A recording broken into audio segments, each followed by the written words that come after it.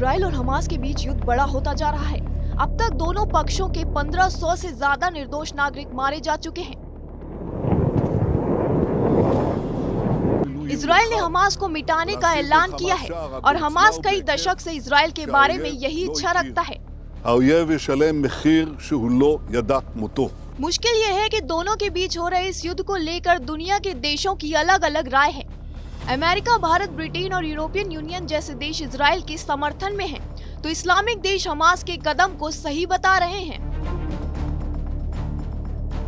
कुछ देश ऐसे हैं जो पूरी तरह तटस्थ हैं और युद्ध विराम की अपील कर रहे हैं। इजराइल के प्रधानमंत्री नेतन्याहू ने कहा है कि युद्ध उन्होंने शुरू की है, खत्म हम करेंगे। जानकार इजराइल और हमास के बीच चल रहे युद्ध को तीसरे विश्व युद्ध की आहट मान रहे हैं। खास बात यह है कि इन दो युद्धों को लेकर अब दुनिया के देश दो हिस्सों में बंट गए हैं। जिस तरह रूस यूक्रेन युद्ध के दौरान पश्चिमी देश यूक्रेन का समर्थन कर रहे थे और क्यूबा, चीन, अर्मेनिया, कजाकिस्तान, किर्गिस्तान और बेलारूस जैसे देश रूस के समर्थन में थे, यही हाल अब इजराइल और हमास के बीच चल रहे युद्ध में बन रहे हैं, जहां मिडिल ईस्ट के ज्यादातर खाड़ी देश फिलिस्तीन का समर्थन कर रहे हैं, जबकि ज्यादातर पश्चिमी देश इजराइल के साथ हैं।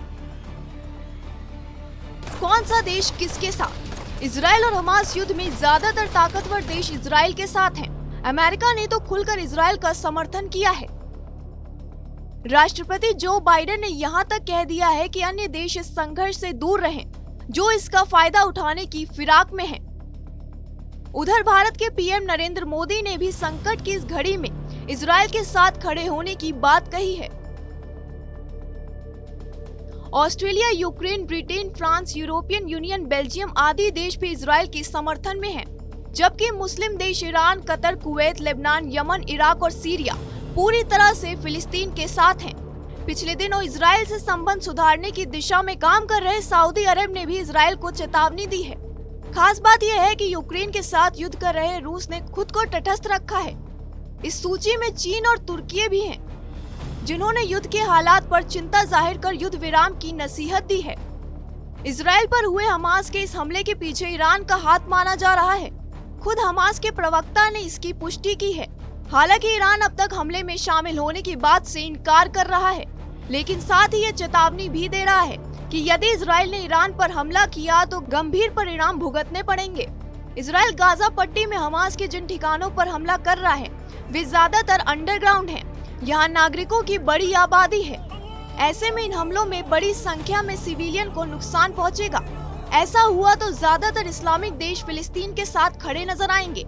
ऐसी स्थिति में लड़ाई लंबी चलेगी। इजराइल भी ताकतवर देश है और वह दुश्मन को जड़ से उखाड़ने में विश्वास रखता है, इसलिए वह भी पीछे हटने वालों में से नहीं है।